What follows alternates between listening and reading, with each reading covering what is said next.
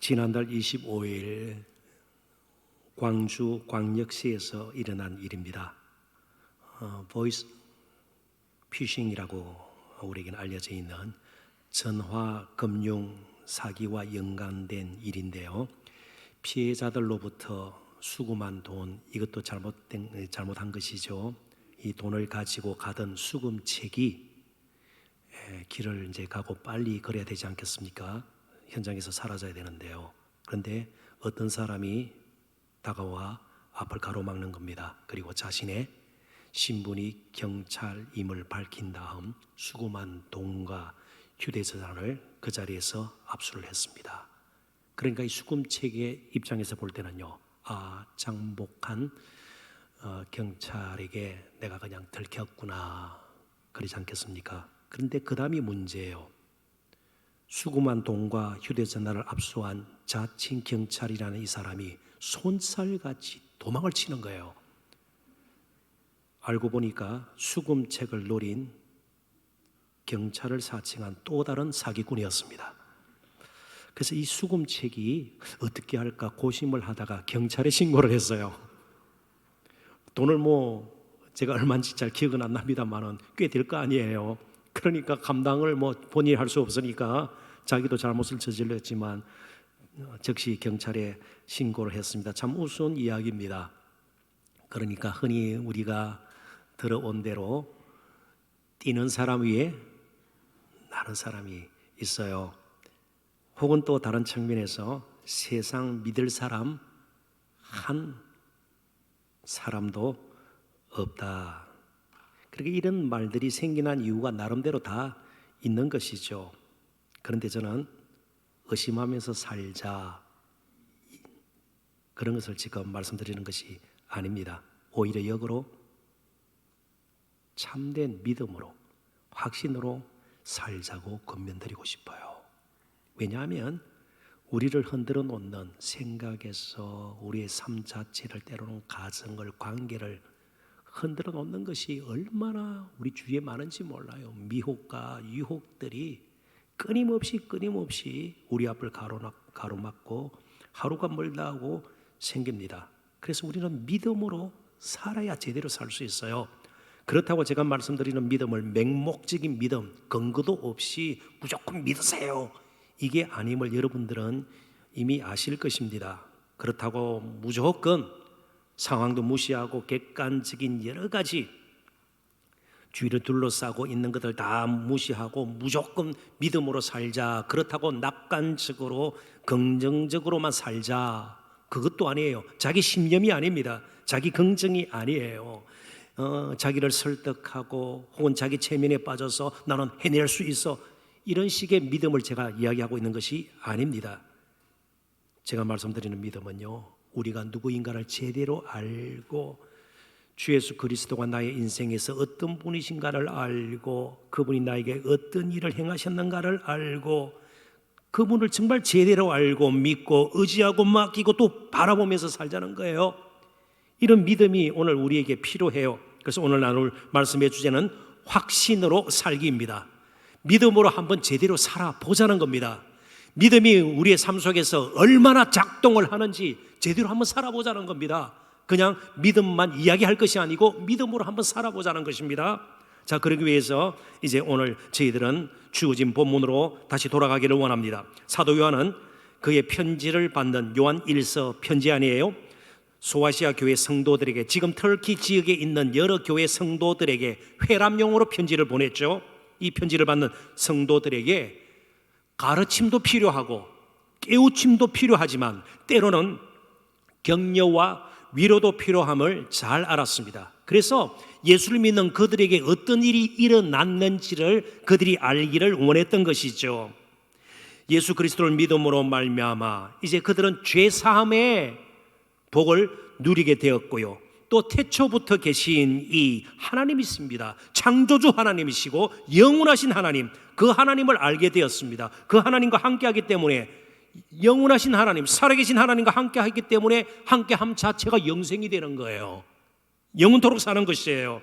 이제 그분과 그렇게 교제하면서 돕는 은혜를 얻을 수 있게 되었고, 더 나아가서 오늘 본문에 악한 자, 흉악한 자 이렇게 표현되어 있는 마귀, 사탄, 이 악한 자를 이기신 주님의 능력을 잊고 하루하루를 살게 되었다는 겁니다.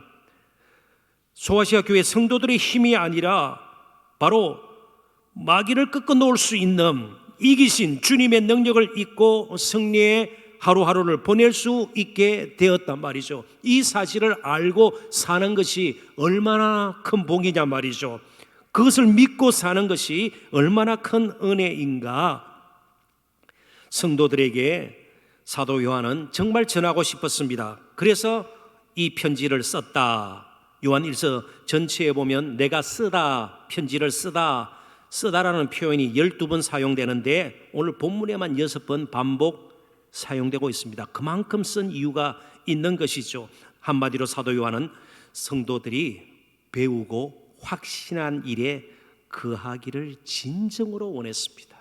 배우고 듣고 잊어버리는 것이 아니고 배우고 듣고 확신한 일에 거하는, 살아내는 것을 진정으로 원했습니다.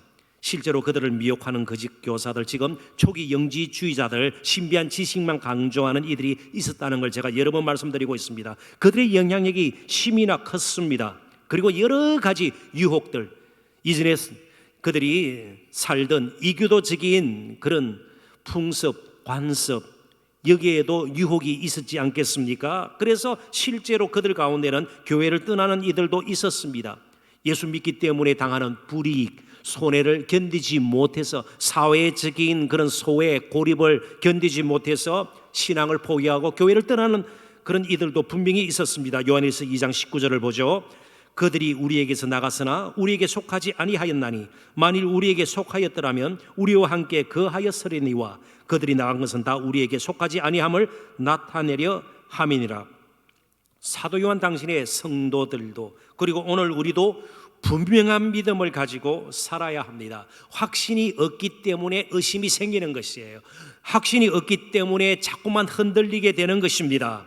원망 불평이 자꾸만 생기는 것이에요. 확신이 있어야 그런 것들을 물리치고 오히려 감사와 찬양으로 이어지는 삶을 살게 될 것이고 신앙의 여정을 제대로 마칠 수 있게 되는 것입니다. 그래서 사도 요한은 편지를 마치는 마지막 부분 요한일서 5장 4절에서 다시 한번 확신이 얼마나 중요한가, 믿음으로 사는 것이 얼마나 중요한가를 이처럼 선포하고 있습니다. 요한일서 5장 4절입니다. 무릇 하나님께로부터 난 자마다 세상을 이기느니라.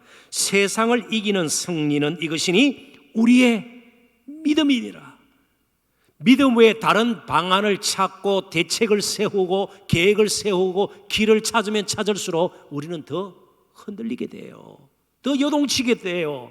더 낙심하게 되는 것이고요. 더 좌절하게 되는 것이고요. 그러다가 우리 인생 자체를 포기하는 위험에도 직면하게 되는 겁니다. 어느 때보다도 저와 여러분에게 견고한 믿음이 필요해요. 믿음으로 한번 살아보셔야 합니다. 이제는 믿음으로 살아보셔야 합니다. 믿음에 대해서 이야기를 듣는 것으로 끝나지 않고 실제로 믿음으로 한번 살아보아야 합니다. 그게 우리의 삶에 어떻게 연결이 될 수 있을지 오늘 본문을 중심으로 몇 가지 살펴보기를 원합니다. 첫째는 우리가 알고 믿어야 감사와 찬양이 이어질 수 있어요. 믿는 것 자체가 우리의 노력으로, 우리의 수고로, 우리의 애씀으로 얻어지는 게 아니에요. 믿음 자체가 하나님께서 주신 선물입니다. 믿음 자체가 하나님의 은혜예요. 믿게 된 사람들이에요. 노력해서 우리가 믿은 사람들이 아니에요. 믿게 만들어 주셨기 때문에 믿게 된 사람들이에요. 은혜예요. 저와 여러분을 그냥 값없이 은혜를 베푸셔서 예수 믿게 하셨습니다. 복음의 은혜가 무엇인지를 알게 하셨습니다. 그게 본문의 내용이에요. 핵심 내용이에요. 본문 12절부터 14절을 읽어봅니다.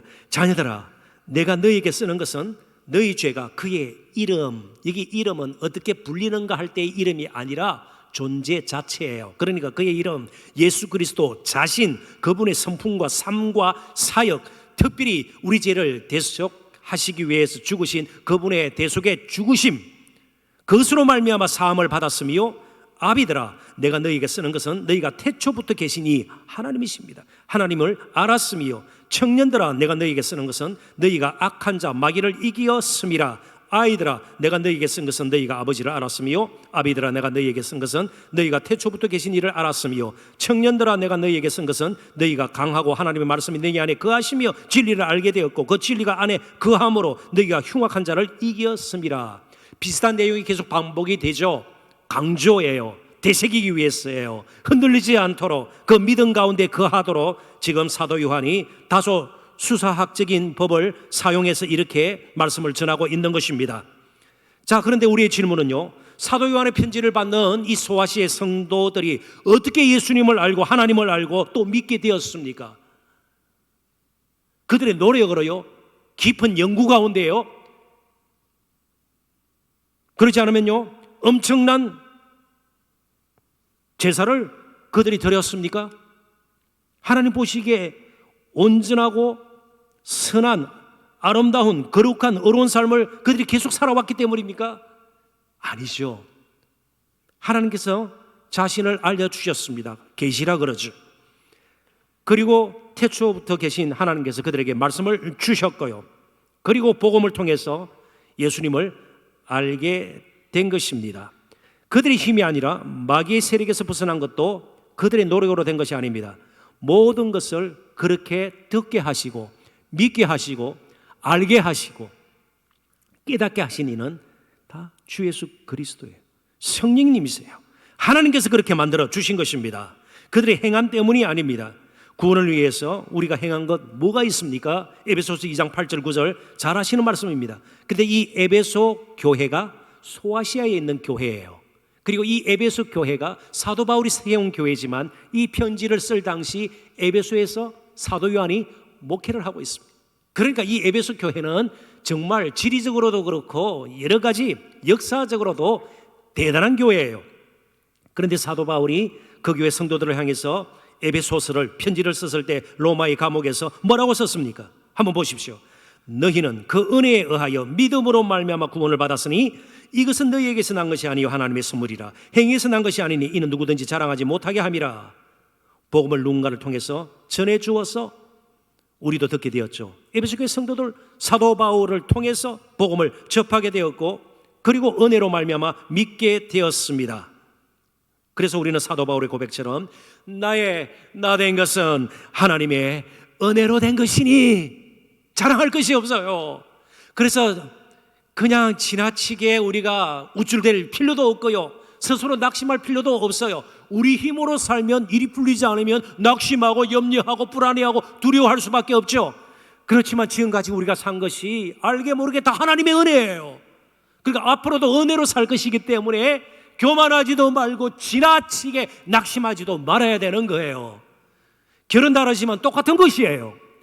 지나친 교만, 지나친 낙심 다 무엇이 없었어요? 믿음이 없었어요. 은혜로 주신 이 믿음, 나의 힘이 아니라 지금까지도 예수님께서 나의 구주가 되시고 내 인생의 왕이 되셔서 지금까지 이끌어 주셨단 말이죠. 이스라엘 백성들과 우리 한번 비교해 볼까요? 이스라엘 백성들 구약시대 말이죠, 우리보다 성경을 많이 읽지 않았겠어요? 그들은 어릴 적부터 율법을 암송했어요.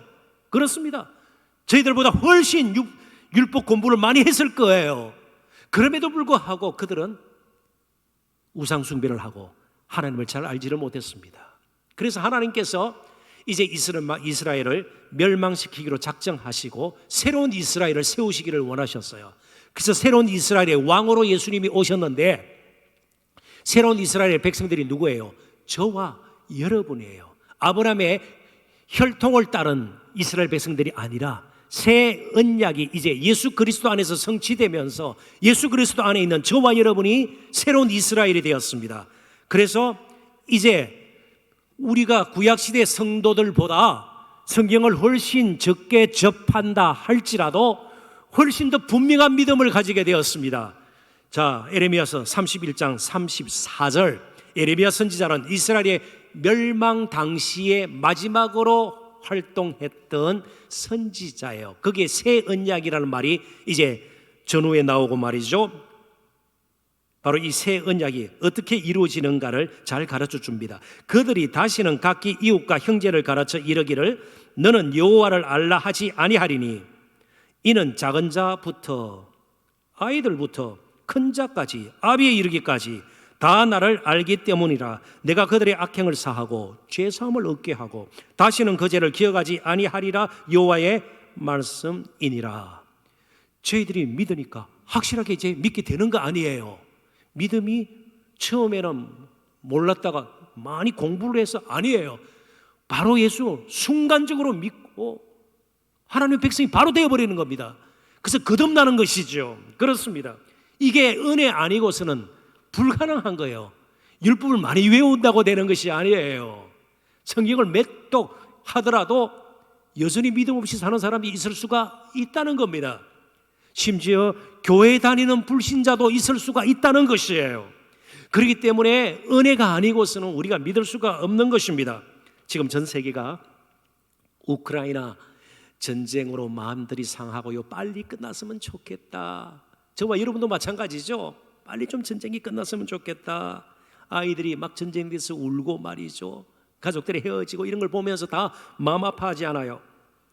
근데 사람이니까 러시아 군인들 가운데서도 왜 그들이 지금 우크라이나에 와서 싸우고 있는지 그 이유를 모른 채 전쟁터에 와서 싸우는 군인들도 있어요.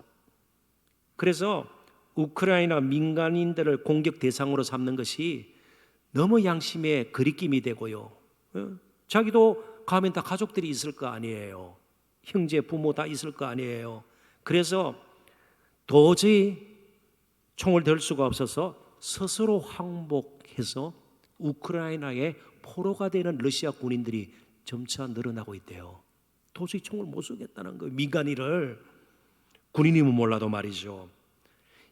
이게 우리에게 시사하는 바가 뭐예요? 무엇이든 실상을 제대로 알면 그에 따라 우리의 말이나 행동이, 삶이 달라질 수 있다는 거예요. 그러니까 자꾸 다른 데 매여서 내 삶이 달라지리라고 기대해서는 안 돼요. 돈이 내 인생을 바꿔줄 거 아니, 조금 입는 옷이 달라질 수가 있을 것이고요. 씀씀이가 달라질 수 있을 거예요. 좀 불편했던 삶이 더 편리할 수 있을 것 아니에요. 그런데 돈이 불행을 행복으로 바꿔놓지는 않아요. 오직 예수 그리스도를 아는 그 확신이 우리를 변화시켜요. 그 믿음이 우리를 정말 복된 자임을 알게 해서 제대로 인생의 길을 걷게 한단 말이죠. 그렇기 때문에 우리가 믿음을 가지고 산다는 것 자체가 은혜라는 걸 알고 늘 감사할 수 있어야 돼요. 늘 찬양할 수 있어야 합니다. 정말 사람이 낳은 자 중에 세례 요한보다 큰 자가 없다. 예수님께서도 인정했던 인물, 그 세례 요한을 한번 볼까요? 누가복음 7장 19절입니다. 요한이 그 제자 중 둘을 불러 주께 보내어 이르되 오실 그이가 당신이오니이까 우리가 다른 일을 기다리오리까 하라 하매 세례 요한이 옥에 갇혔습니다. 그러면서 형편이 좋지 못한 것이죠. 그래서 예수님이 정말 우리가 기다리는 메시아인가 의구심이 생긴 거예요. 그래서 제자들을 보낸 겁니다. 근데 우리는요, 제자들을 보내고 그러지 않죠. 성령께서 벌써 예수님이 누구신가를 알게 한 거 아니에요. 예수님이 우리의 구세주시잖아요. 그분으로 말미암아 우리가 구원을 얻고 영생의 복을 누리고 있음을 알지 않습니까? 자, 그렇다면 감사와 찬양이 계속돼야 되지 않겠어요? 늘 울어도 갚을 수 없는 은혜, 그 은혜를 날마다 되새기면서 사는 저와 여러분이 되어야 되지 않겠습니까?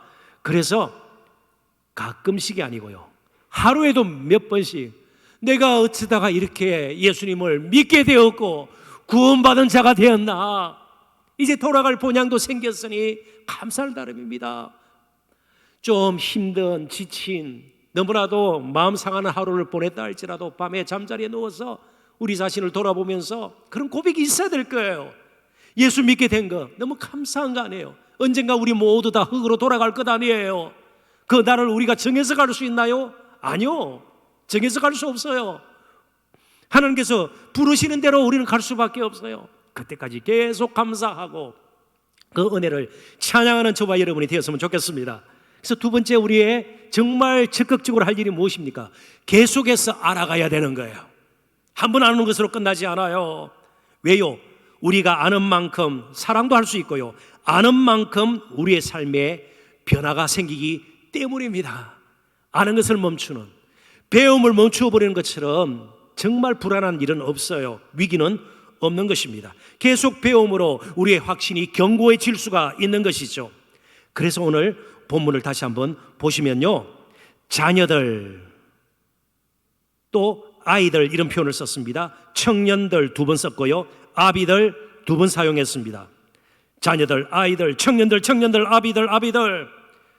연령층으로 아이, 청년, 이제 연세가 든 아비들, 이렇게도 이해할 수 있고요, 영적으로 아직 어린아이 수준에 있는 덜 성숙한, 그리고 이제 막 성숙한 청년들, 이제 정말 완숙한 신앙을 가지고 사는 아비들, 이렇게도 해석할 수 있습니다. 그러나 어떻게 해석을 하든 아이들, 청년들, 아비들, 연령적으로 볼 때나 또 영적으로 볼 때나 모두예요. 자, 그렇다면 어린아이들 신앙 필요합니다. 어린아이들 아직 모르니까 어린아이들은 어떻게 주일학교에서 재미있게 하고, 아니에요.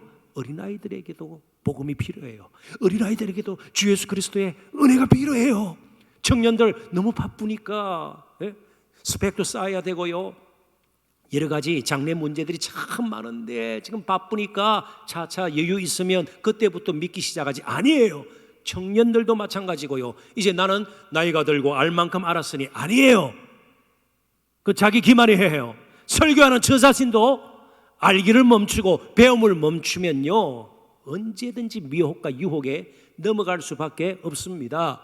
계속해서 배워야 돼요. 학습의 열정이 있어야 합니다. 요한일서 2장 21절, 내가 너희에게 쓰는 것은 너희가 진리를 알지 못하기 때문이 아니라 알기 때문이요, 또 모든 거짓은 진리에서 나지 않기 때문이라. 그러니까 진리를 계속 붙들고 나가야 돼요. 계속 깊이 알아가야 돼요.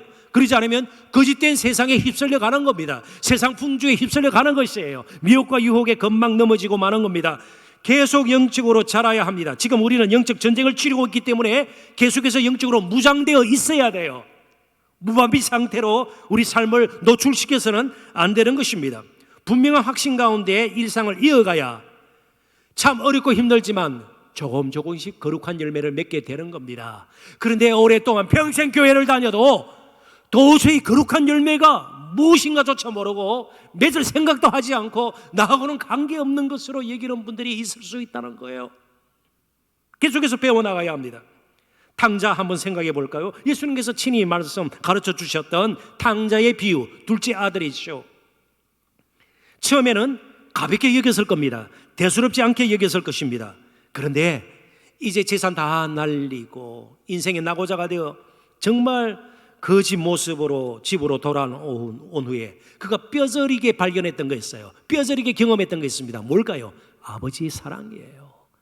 아버지가 나를 이렇게 사랑하는구나, 이렇게 소중히 여기는구나.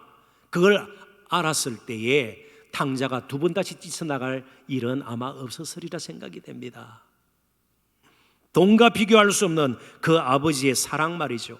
이런 사랑을 점점 깊이 알아가야 이제 그나마 불순종하게 늘 빠른 우리 자신들이 말씀으로 이제 돌아와 말씀대로 살기로 작정도 하고요, 그때부터 거룩한 열매가 조금씩 맺히게 될 것입니다. 에베소 교회, 소아시아에 있는 교회 중에 하나입니다. 참 대표적인 교회예요. 그리고 이 교회를 사도 바울도 잊지 못했습니다. 그래서 그가 로마의 감옥에 갇혀 있을 때에 사도 요한보다 훨씬 이전에 이 교회 편지를 보냈습니다. 그게 에베소서예요. 근데 에베소서에 보면 사도 바울이 교회를 위해서 두 군데 기도하는 내용이 실려 있습니다. 그런데 놀라웠게도 가장 그가 에베소 교회 성도들에게 이루어지기를 원하는 것이 무엇인가를 기도하고 있는데, 그 기도 내용이 오늘 우리에게 얼마나 충격인지 몰라요. 에베소서 1장 17절부터 19절 사도 바울의 기도 내용입니다. 우리 주 예수 그리스도의 하나님, 영광의 아버지께서 지혜와 계시의 영을 너희에게 주사 성령께서 이제 그들을 감동시키고 깨우쳐도 주시고요, 각성시켜 주시고요, 회개에 이르게 하시고요, 다듬어 주시고요, 하나님을 알게 하시고 너희 마음의 눈을 밝히사 그의 부르심의 소망이 무엇이며 성도 안에서 그 기업의 영광의 풍성함이 무엇이며 그의 힘의 위력으로 역사하심을 따라 믿는 우리에게 베푸신 능력의 지극히 크심이 어떠한 것을 너희로 알게 하시기를 구하노라. 에베소 교회 성도들이 정말 구할 것이 얼마나 많아요. 사도 바울이 다 알 거예요. 성도들에게 필요한 것이 얼마나 많겠습니까? 그런데 편지를 통해서 그가 알기를 원했다. 한 군데 더요. 에베소서 3장 18절 19절입니다. 능히 모든 성도와 함께 지식에 넘치는 그리스도의 사랑을 알고 그 너비와 길이와 높이와 깊이가 어떠함을 깨달아 하나님의 모든 충만하신 것으로 너희에게 충만하게 하시기를 구하노라. 보통 사람들은 기도할 때 뭘 구할까요? 좀 돈 많이 벌기를 원해요. 그죠? 돈을 많이 벌기를 원해요. 뭐 그거 자체가 나쁜 거 아니에요. 혹은 좀 높은 자리에 빨리 좀 이르는 그 성공, 승진, 그거 나쁜 거 아니죠. 그게 기도 제목 맞아요. 가능한 한 좀 큰 것, 뭐 그죠? 성공이니까 뭐 큰 것 좀 이루고요, 성취하고요. 세상적으로 볼 때 사람들이 알아주는 것, 좋은 것 좀 많이 취하고 이렇게 기도해요. 그런데 사도 바울이 우리에게 보여주는 기도의 가장 첫 출발은요, 아는 거예요. 예수 그리스도가 어떤 분이신가를 알고 그분과의 관계를 알고 그죠? 소망이 무엇인가를 알고 믿음으로 산다는 것이 무엇인가를 알아야 돈이 많아졌을 때 돈을 제대로 사용할 수 있어요. 그러지 않으면 엉뚱한 데 돈 다 쓰고 그 많은 돈이 인생 망치는 도구가 되는 거예요. 자신을 찌르는 독이 되는 거예요. 자신을 넘어지게 하는 화가 되는 거예요. 높은 자리에 올랐는데 제대로 알지를 못하면, 믿음 없이 살면 높은 자리에서 약하고 힘없는 자를 돌보고 이렇게 세우는 것이 아니라 오히려 더 짓누르고 자신의 출세를 위해서 무슨 일이든 서슴지 않는 일들이 생길 수가 있는 거예요. 안락을 추구하게 될 것이고요. 그래서 알아야 되는 거예요. 바로 돈 아니에요. 제대로 돈 쓸 수 있는 사람에게 하나님께서 돈을 또 맡기시는 거 아니에요. 그래서 너무 요즘 돈이 없는 거 억울하실 필요 없어요. 대신 아는 것, 이게 일단은 복이에요. 그래서 필요하면 하나님께서 돈을 맡겨주시든지 시간을 맡겨주시든지 어떤 재능을 주시든지 건강을 주셔서 몸으로 봉사하게 하시든지 하나님의 그건 주관이에요. 내가 이래라 저래라 할 수가 없는 것이에요. 내가 할 일은요, 계속해서 배워가는 거예요. 계속 알아가는 겁니다. 그래서 제가 소아시아의 다른 교회 이야기를 좀 할게요. 소아시아 교회들 가운데 요한계시록, 요한일서 거의 비슷한 시기에 다 사도 요한이 기록한 거예요. 그러니까 소아시아 교회 성도들, 지금 제가 그런 표현을 썼잖아요. 그러면 빼놓을 수 없는 것이 소아시아 7교회예요. 에베소 교회, 그렇습니다. 또 무슨 교회가 있을까요? 4대 교회도 있을 수 있고요, 스무나 교회, 빌라델비아 교회, 또 그런 교회들이 두아디라 교회 다 있을 거예요. 그리고 갈라디아 교회, 골로새 교회, 다 소아시아에 있는 교회들이에요. 근데 저는 라오디게아 교회를 조금 생각하고자 합니다. 4대 교회와 더불어서 예수님의 심한 책망만 받은 교회예요. 칭찬에는 전혀 없어요. 왜요? 이것도 아니고 저것도 아닌 미지근한 신앙, 타성에 젖은 진부한 신앙. 이 신앙으로 말미암아 예수님의 심한 책망을 받았던 교회예요. 라오디게아는 소아시아에 있는 지역 명이에요. 그런 지역이에요. 라오디게아. 그게 세워진 교회가 라오디게아 교회예요. 그런데 참 부끄럽게도 라오디게아 사람, 이게 원래는 고유명사잖아요. 라오디게아에 사는 사람. 그게 일반 명사가 되어가지고 이제 오늘날까지 라오디게아 사람 하면 전해지는 뜻이 있어요. 레오디시안, 영어 발음으로는 그렇습니다. 레오디시안 일반 명사가 되었는데 신앙적으로나 하는 일에 열정이 없는 사람, 물에 물 탄 것처럼 열정도 없고 그냥 그럭저럭 시간을 보내는, 저 어때요?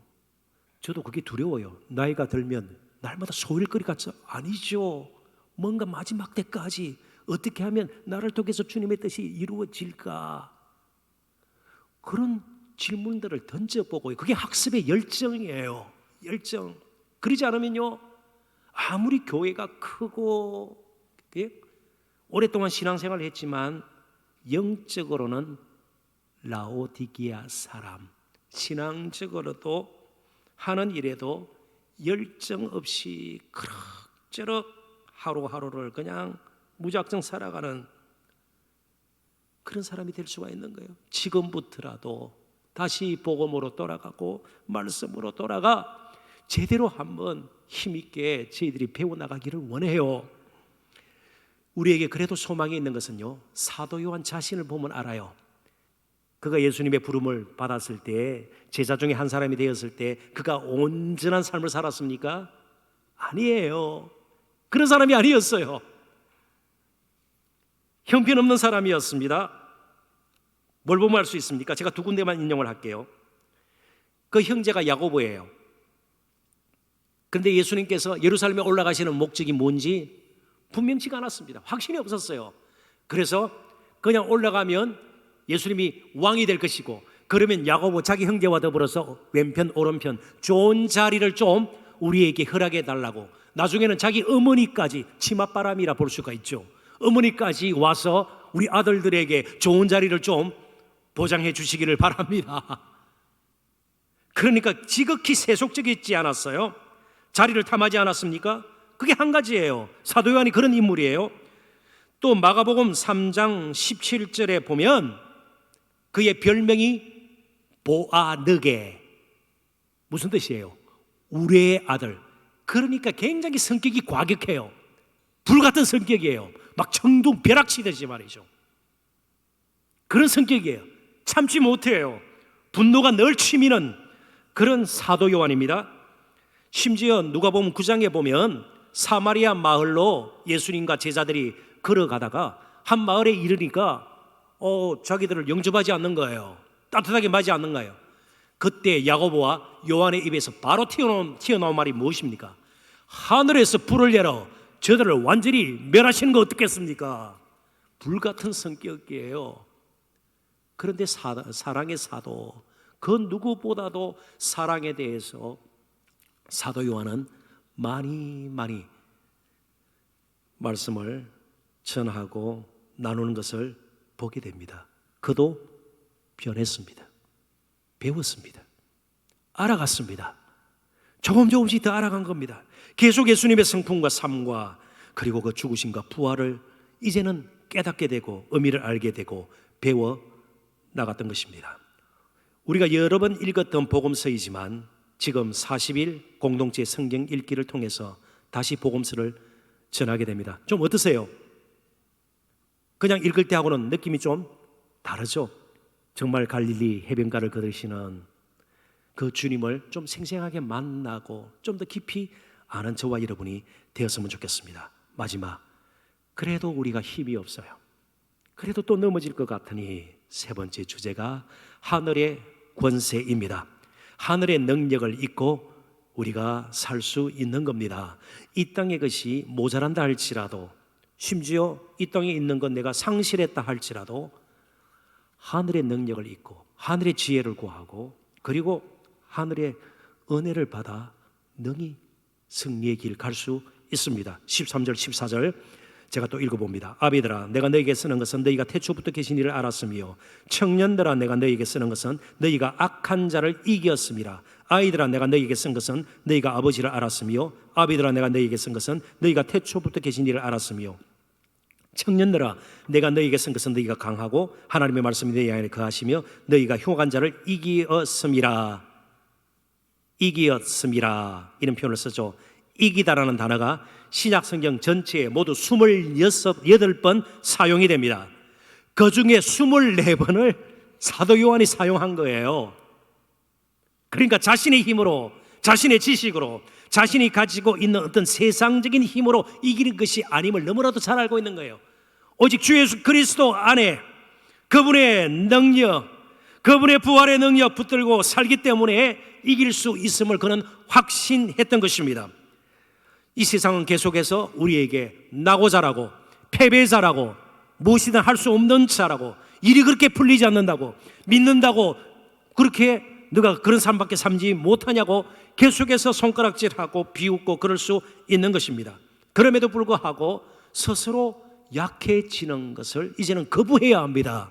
나는 약하지만 강하신 예수님이 내 안에 살기에 나는 일어설 수 있고 넘넘이 담대하게 갈 수 있다는 것을 우리는 기억해야 합니다. 우리 자신이 어느 순간부터 스스로 자존감을 포기해버렸습니다. 담대함을 우리가 상실해버렸습니다. 그리고 지나치게 불안해하고 두려워하는 가운데 하루하루를 살게 되었습니다. 아니요, 이제 믿음이 다시 작동이 되어야 합니다.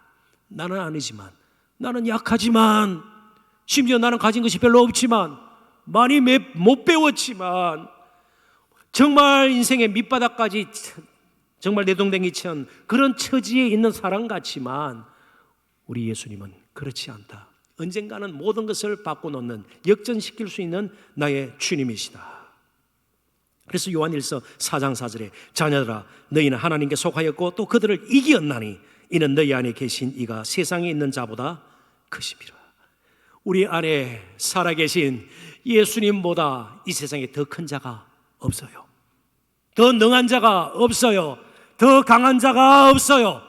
그럼에도 불구하고 우리는 정말 질그릇 같은 우리 자신에게 보배이신 예수 그리스도를 담고 살지만 내 안에 있는 그 보배를 알지 못해 우리 자신이 너무나도 스스로를 괴롭히고 그리고 우리 인생을 힘겹게 만들고 있지는 않은가, 이제 말씀을 맺습니다. 그러므로 믿음으로 살아야 합니다. 이제 나를 붙든 손을 좀 놓고 예수님을 힘껏 붙드십시다. 예수님 나의 정말 주인으로 왕으로 삼고 그분의 음성 듣기를 구하십시다. 성령께서 도와주실 것이에요. 그 믿음으로 살았으면 좋겠습니다. 그래서 그 주님의 음성을 우리가 크게 한번 따라 외치면서 말씀을 맺을까 합니다. 주님 친히 제자들에게 하셨던 말씀, 그 말씀을 함께 우리도 읽어보았으면 좋겠습니다. 요한복음 16장 33절의 말씀 큰 소리로 우리 같이 한번 읽어보겠습니다. 이것을 너희에게 이르는 것은 너희로 내 안에서 평안을 누리게 하려 함이라.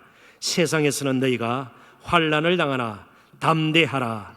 내가 세상을 이기었노라. 아멘. 기도하겠습니다. 하나님 아버지,